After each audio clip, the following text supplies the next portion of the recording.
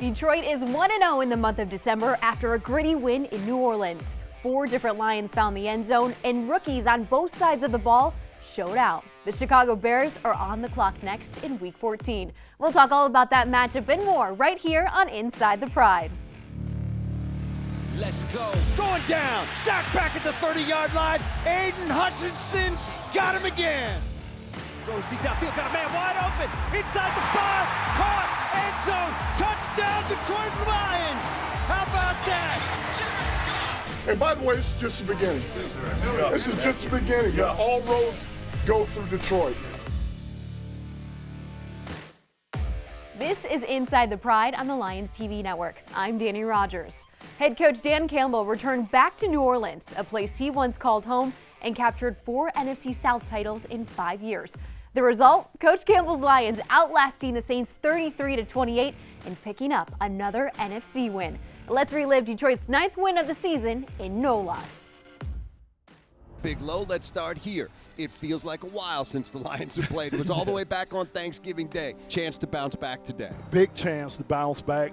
A bounce-back game needs to happen for the Detroit Lions today. Lions trying to get to 9-3 on the season and keep that stranglehold that they have right now on first place in the NFC North.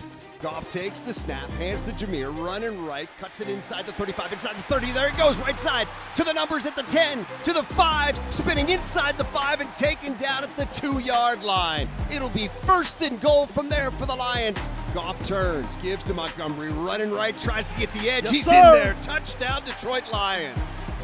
Montgomery to the house, and the Lions open this game with a march straight down the field for the score. Carr wants to throw, sets in the pocket, got time, looks, now he rolls to his right, being chased, throws back against his body, is picked off by the Lions. Off the carom, it's Brian Branch, inside the 20, and down to the 17-yard line. The ball hit the tight end, Juwan Johnson, in the hands, and bounced right to Brian Branch for the pick. What a takeaway for the Lions, and a big swing of momentum early. Jared, long count, leans in, there's the snap, back, looking, throwing, caught, Yes. End zone, touchdown, Detroit Lions, Sam Laporta, number 6 on the year for the rookie. Jared takes the shotgun snap, wants to throw, looking, throwing, middle, caught, Amon-Ra 10, Amon-Ra 5, Amon-Ra end zone, touchdown, Detroit Lions. Amon-Ra St. Brown caught that one in traffic, then just ran away from everybody straight up the field. What a start by the Lions. Jared Goff is going to work out of the gun. There's the snap. Goff back off. Looking, Goff throwing. Middle. It is caught inside the 30-yard line. Amon-Ra down to the 24 of New Orleans. Patterson is ready. Snap, spot, kick on the way. It is up and it is good. 24-7. Lions up 17 as we hit the half. Jared takes the snap, turns, sets in the pocket, looks, throws deep right side, got man wide open, is Laporta, down the right sideline, 30, Laporta, 25, down to the 20, sidesteps a man inside the 15, and he's shoved out of bounds down around the 12-yard line by Paulson Adebo. Patterson is ready. Snap, spot, kick away, it is up and it is good. It's now the Lions 27 and the Saints 21. On first down, that ball's loose on the ground, and the Lions have got the football. That ball just squirted away, and the Lions are going to have it at the 25-yard line of the Saints.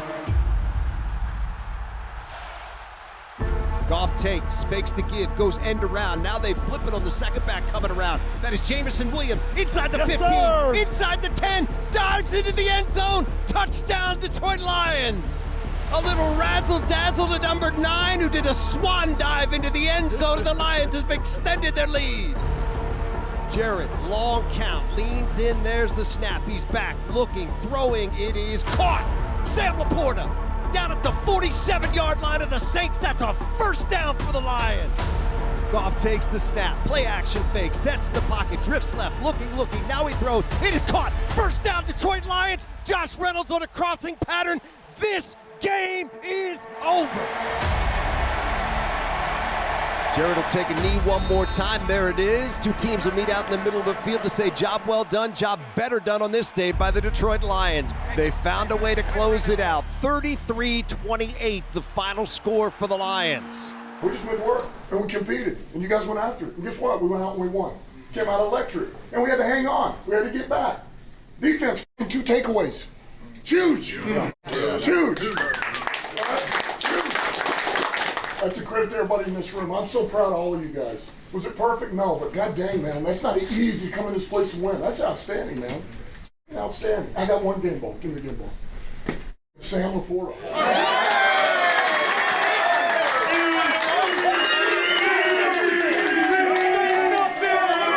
Rookies get a speech. Let's go. Hey, first one of December. Use this one as a fucking springboard going forward, boys. Great win. Family on 3, 1, 2, 3. Family. Hometown kid Trevor Nowaske was signed to the active roster in Week 9. The Salem High School and Division II Saginaw Valley State grad made his NFL debut on Sunday against the Saints. Nowaske breaks down his journey to the hometown team coming up next. Inside the Pride is sponsored by Kroger, Henry Ford Health, and by the Ford Motor Company. This week, I'm featuring rookie linebacker Trevor Nowaske. Not too many things are more fulfilling, more full circle than making your NFL debut for the hometown team. So that brings me to this guy. Who is this guy? This is me in, I think, 2nd grade maybe. I think it was like a Jersey day. Jersey day? You look down at a very young Trevor Nowaske. What would you say to him right now, knowing where you're at? I don't know. I really don't. I think I would just kind of tell him where I'm at, and he would probably be like, what are you talking about? Like, it's always been my aspiration to play at the next level, and even kind of going back a year, you know, it's kind of cool. So my mom's birthday was yesterday, and last year for my mom's birthday, we went to a Lions game. I got her tickets, and it's kind of crazy, like you go a year forward and I got her tickets again, but this time I was playing. So it's kind of come full circle. It's kind of crazy how much can happen in a year, so. Salem high school grad, then you go on to Division II Saginaw Valley State. Yep. No Division I offers. Take us through your journey. What's been the most rewarding part of it so far? The most rewarding part, I would say, is just the hard work paying off. You know, I never really knew throughout this whole journey where I'd end up. You know, I know the odds are kind of stacked against me coming from a smaller school, but I just kept telling myself, you know, if you just put in the work, the results will come. It's been really cool so far just to kind of see it come to fruition. You know, usually, you know, it's success is kind of a weird path, and it's been cool just to kind of see me kind of, I guess, kind of handle the adversity and kind of see where I'm at. So it's been really cool so far. It all paid off. Week 13, you make your NFL debut at the Saints. Your family is buying last-minute tickets down to New Orleans. What were the emotions for you leading up to that game? Oh, it was crazy. You know, I shed a little tear during the national anthem. You know, it was cool after, kind of to see my family. They had pretty good seats, so they came down to the side and we took a selfie at the end, and like there was really no words being said. You know, it was just kind of like taking it all in. And you know, my dad's like, he just shook my hand. We just kind of looked at each other, and it was a really cool moment. So I'm glad they were all there to experience it with me. And I mean, it's just been so surreal. I feel like that's the only way I can put it. You know, every week something's new happening to me, and you know, like you said, it's really cool just being hometown with the Lions. We're doing so well. It's been a crazy ride so far. From the time you step on the airplane, you're heading down to New Orleans, you step foot into the Superdome, which can be a very hostile environment. What is going through your mind as you just run onto the field and take that first snap? Yeah, so I feel like you don't have a lot of time to kind of just take a step back, and you know, there's so much going on. You know, you have the travel itinerary, all this stuff. You got meetings, you got the hotel check-in, all this stuff. And then all of a sudden, you know, you have that run out through the tunnel, you have that little intermission, you have the national anthem. And I feel like all my emotions just hit me at once. You know, I kind of took a step back. I was like, wow, like I'm here, I'm playing. You know, you really sometimes think, you know, week 13, you never really know when your number is going to get called. All of a sudden it does. And I feel like it just kind of all hit me at once. Like I've been saying, it was such a surreal moment. You know, all of a sudden, it just kind of, I feel like I blacked out, and then I just came to in the national anthem. I was like, oh my gosh, I'm here. It was crazy.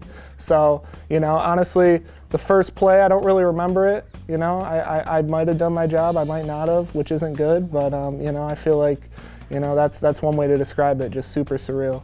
As long as you don't black out on every play. No, yeah, exactly, right.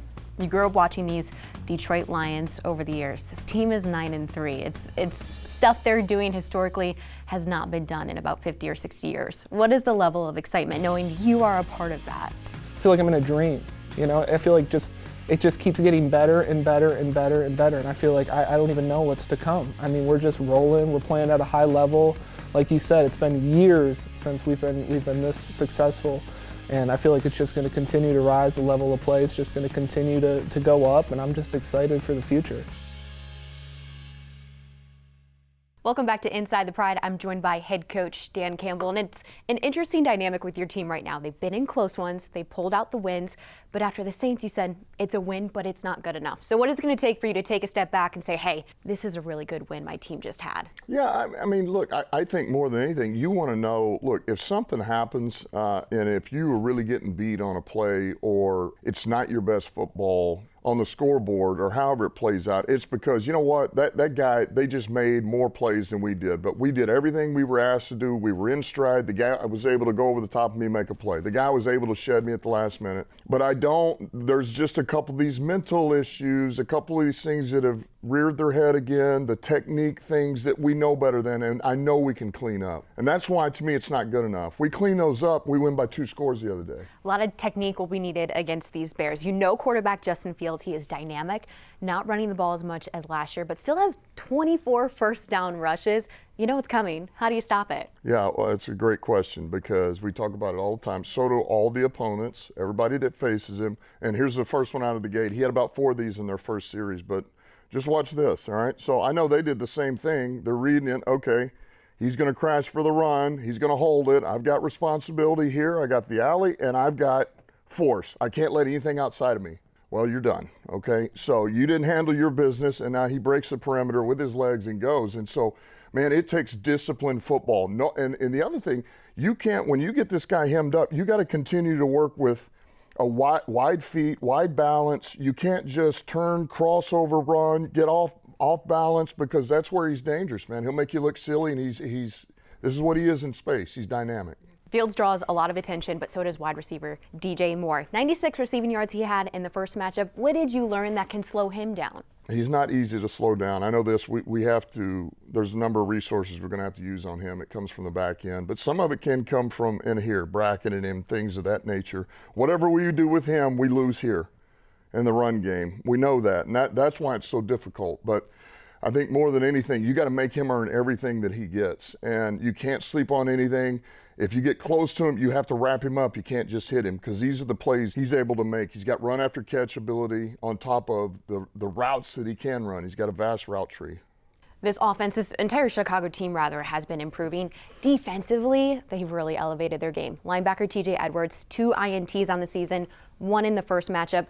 I don't know if there's anything he can't do. What do you do to take away what he does best? Yeah, look, I got a lot of respect for this player. He's a real good player, and this is a good defense. Look, it's the #1 rush defense in the league, and you can see where they're going. When you're able to shut people's run game down, then you become predictable offensively. And so then the throws, man, they're getting these takeaways. But this guy, highly instinctive. I know that Philly's, they're missing him a little bit, because this guy, he's a bell cow type guy. He's smart. He key and diagnose.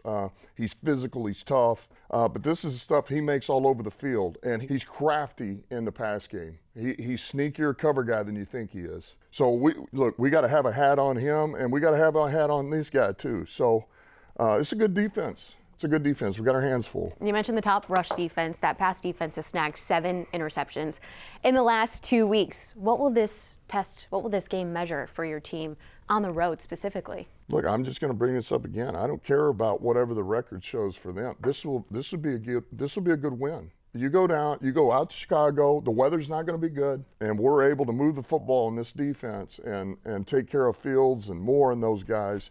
This is a good win, and it's a division game, and we're in December. It'd be win #2 in December. We desperately have to have it. Thanks so much, Coach. All right, thank you. This season, the Detroit Lions celebrated My Cause My Cleats during Week 13 in New Orleans. Players sported works of art on their cleats to raise awareness for causes near and dear to their hearts. Let's take a look at the cleats Lions showcased and their stories behind it. All right, let's get it. Oh, nice. He's tough. So that's a pop right there. I like that. These are tough. My name is Brian Branch, and my cause is the American Cancer Society. The reason I chose this is because my family has been affected by cancer. My mom had it, and my dad had it, and I just want to do this cause to show my support. I chose to represent Stephanie Spielman, her foundation, and breast cancer this year. I had 2 aunts battle with breast cancer. It's a blessing for me to be in this position to be able to represent the foundation and represent for my family. My cause is the Coach Frank Ortega Foundation, so it inspires and financially supports student athletes that don't have the ability to do it themselves, whether it's for registration fees or equipment, cleats, shoulder pads. It hits home for me because I had a lot of coaches that did the same for me, whether it was drive me to games, drive me to workouts, college workouts, from Pop Warner to high school. So I chose the Make-A-Wish Foundation. This particular kid, Jude Bussum, he had brain cancer, and so he does Christmas in July. He's able to bring Christmas for kids that are struggling to have Christmas each year. So I got to meet him this summer, and I just want to pay tribute to him and Christmas in July. My cause is the Cave of Adullam, which is a nonprofit in Detroit, Michigan. So I met Mr. Wilson earlier this year through the team. It's just really inspiring to me how he uses martial arts, to instill discipline, hard work, teaching, training, and transforming uninitiated young men into comprehensive young men in Detroit. I really love what he's doing, and I'm gonna be proud to wear these on Sunday. This year I decided to support Calvin's Hope, an organization in support of multiple sclerosis, actually based out of here in Detroit. Mr. Calvin, lung survivor and also fighter of MS. Always fighting, always walking, always exercising, always doing everything you can, within the community. Likewise, my mother also has MS, so this right here just hits home for me personally. And me being able to have these cleats right here designed is more than special. I chose the Tom Hopkins Foundation. I met him at the University of Iowa, and their foundation raises money and raises awareness for cancer, and then they just donate all the money they raise back to youth sports in the Chicago area. I think it just means a lot to me, just because of how much he's poured into me, but also how much they pour back into all the kids. So I did a national organization for disorders of the corpus callosum after a family friend was diagnosed. People with that struggle with a variety of different issues, from everyday life tasks to social cues and everything in between. So the NODCC, they give families a resource for information, community, hope. My Cause My Cleats, this year I did Sport of Life International. It's about athletes and transitioning to regular life. Being in the NFL, I've had former teammates in college, and they struggle because football is their life for a long, long time, and then next thing you know, you wake up and it's not.